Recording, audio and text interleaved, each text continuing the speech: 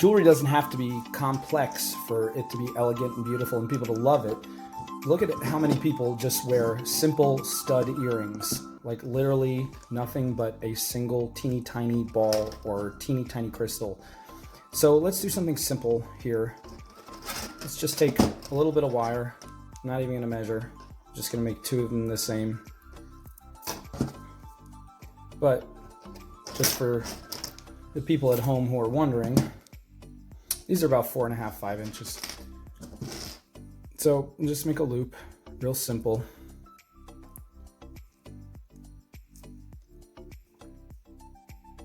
And this is actually more than I want, but yeah, let's see what we can do here. Just come around like this. And now that's about right. That'll work for me. So we'll make another loop here, turn it into a swirl.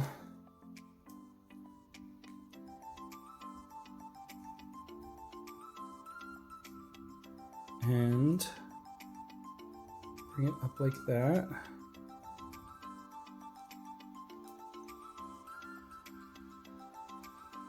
There you go, just like that.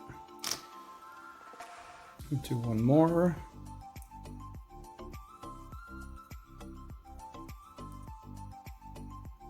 Just come around. Little teardrop. Always, if you're making earrings, base one off of the other to try to get them as close as possible, but also don't overjudge because they're handmade and they don't have to be perfect. So just get them looking pretty and fun and don't worry about the rest.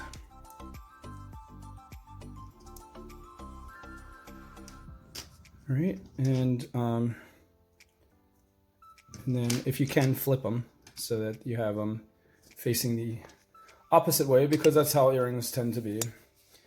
Now we're just gonna take 26 gauge antique copper, but before we do that, let's hammer these out.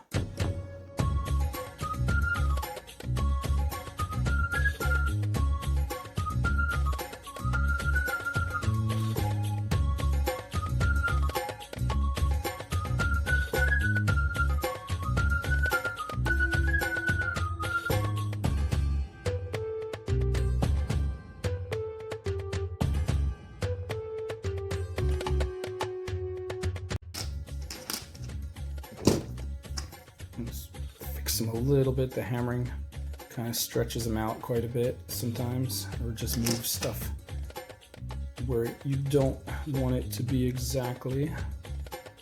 And voila. And some nice beads always make it nice and pretty. This is 6mm amethyst, 4mm blue seashell, and 3mm, I think it's turquoise dyed halite. These are gonna be really nice, and this is so easy. We're almost done. Just take about 10 inches just to be on the safe side. Thread the beads on. Actually, no, scratch that. We're gonna pick this piece up first, and I think we're just gonna start at the very top. Just make it nice and easy.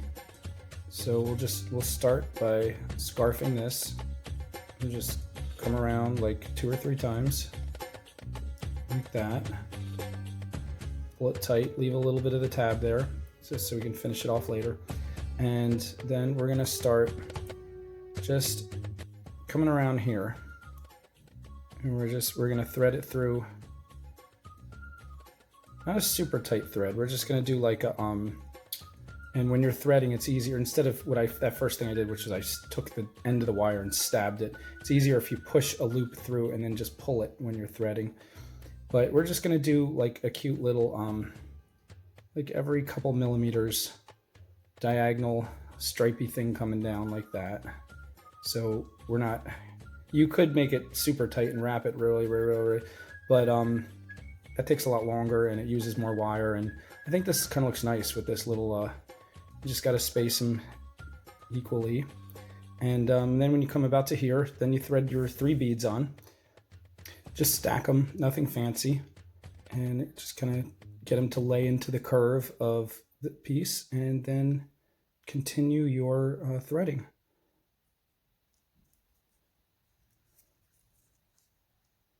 And if these two are not attached yet, you might get away with actually putting it through there to thread, but if it's too tight, then don't try to mess with it.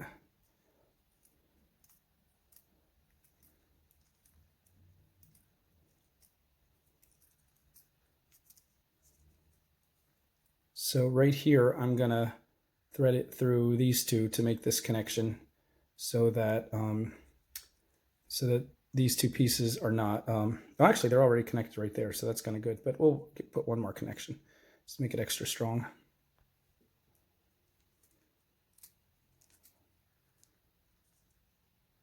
What did I do? Sometimes if it's really tight, you got to make just the tiniest loop and get your pliers in there and let your pliers pull it through. Try not to make too many kinks. Try to be real gentle with it till you get it through and you can really pull it. And if you find you're getting little kinks in your wire along the way, like, it's good to flatten them out and straighten them out so they don't be turned into worse problems. You can kind of just turn it every which way like that, wherever you see like a little sharp corner forming, and just kind of smooths the wire out, and it'll if you get a really bad kink and you pull real hard on it, it'll break. And that's what you don't want, because then you're stuck with this sharp piece of wire and not even enough room to tuck it. And then you got to unravel it, figure out a way to tuck it, get a whole new piece of wire, anchor the new piece. It's way more trouble than you need. So, okay, so we're back up to the top here, and we're just gonna use the rest of this wire to just continue scarfing this guy.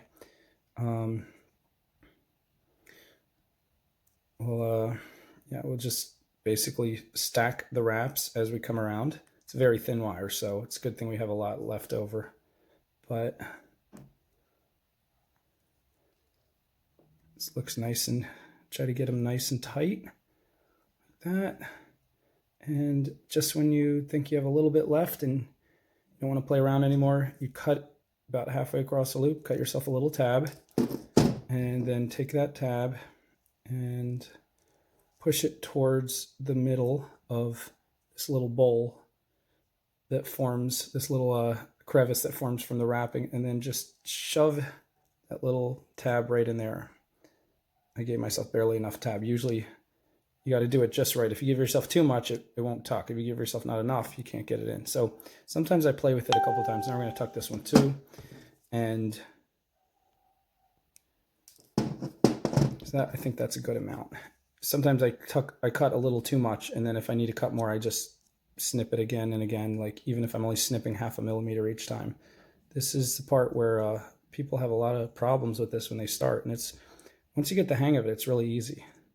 It's like I could tuck these little guys in all day. It's like once I get to the part I'm tucking, I'm like, oh, I'm done, and then I relax. So these little beads are kind of spinning. You can push them down, make them like the same curve as the bottom there. Now I'm going to see, normally I would do 2 jump rings and the earring hook, because the jump ring loop is a little bit too tiny to fit into this fat hammered part. But I'm going to give it a shot and see if I take my round nose pliers, because this metal is still kind of pliable, this aluminum, and if I squeeze the very end of this and try to turn it back round again. I don't want to go too far, I don't want to break it. But if I can just squeeze it just enough, I want to see. I made a little indentation there, but I think that'll be just enough to get the earring hook in there. Let's see.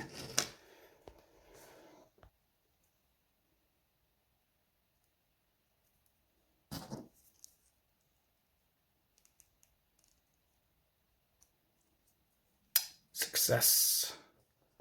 That's a little tight, but it wobbles. Yeah, it actually just had to kind of find its groove, and that works.